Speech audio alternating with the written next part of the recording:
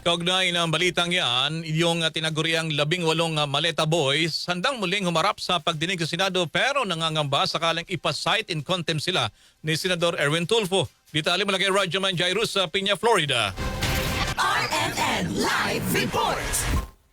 Muling nagtungo sa Department of Justice ngayong Lunes ang 18 dating bodyguards ni dating Ako Bicol Party List Representative Zaldico kasama ang kanilang abogadong si Atty. Levy Baligod. Ito ay para dumalo sa pagpapatuloy ng preliminary investigation kaugnay sa mga reklamong inihain laban sa kanila ng ilang personalidad na hinatiran umano nila ng mali-malitang pera. Ayon kay Baligod, may 14 na individual pa silang isinumite sa Senado para ipasabpina sa susunod na pagdinig.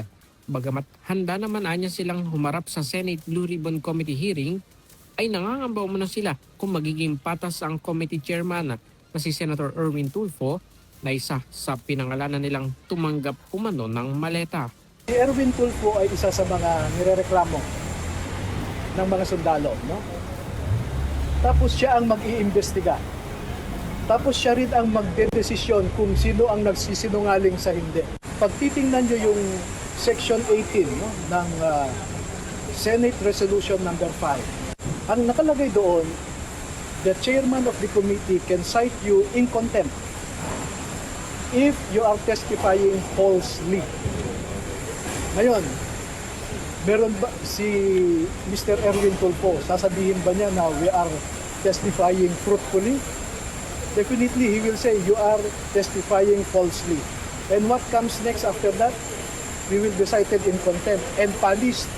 And ipa-detain niya kami. Pwede niyang gawin yun. Sinagot din ni Baligod ang pagdududa sa testimonya ng mga ito matapos na bawiin ang kanilang payag sa affidavit na naghatid din umano ng pera kay Senator Loren Legarda matapos nitong sumakabilang bakod sa mga sinasamahang senador. Around first week of March, so sabi ko, sige nga, pinatawag ko ulit sila.